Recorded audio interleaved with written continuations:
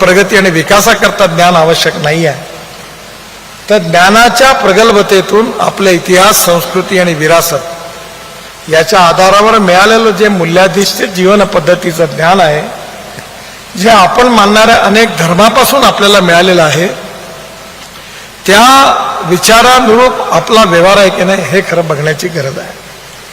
आपण बोलतो एक आणि करतो एक. ज्या दिवशी आपण जे बोलू तसंच वागू त्याला खऱ्या अर्थाने अर्थ प्राप्त होणार आहे. आणि मला अतिशय आनंद आहे की सांप्रदायिक सद्भावना निर्माण झाली पाहिजे. आणि ही सद्भावना निर्माण व्हायची असेल ती याकरता शिक्षणाच्या माध्यमातून असेल, त्याचबरोबर आपल्या धार्मिक व्यवस्थेमधून असेल. ज्यांच्याकडे ही जबाबदारी असेल त्यांनी सद्भावनेकरता सगळ्यात जास्त प्राथमिकता दिली पाहिजे. महाराष्ट्र ही संतांची भूमी आहे आणि विशेषतः महाराष्ट्र ही छत्रपती शिवाजी महाराजांची भूमी आहे. प्रत्येक व्यक्तीमधून जे चांगलं आहे ते आपण घेतलं पाहिजे.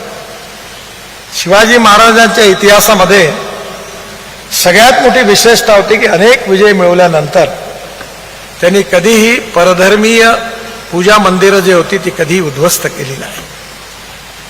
विरोधी पक्षामध्ये असणाऱ्या ज्या महिला असतील त्या शरण आल्या असतील, त्यांचा सन्मान केला आणि त्यांना आपल्या घरी वापस पाठवला.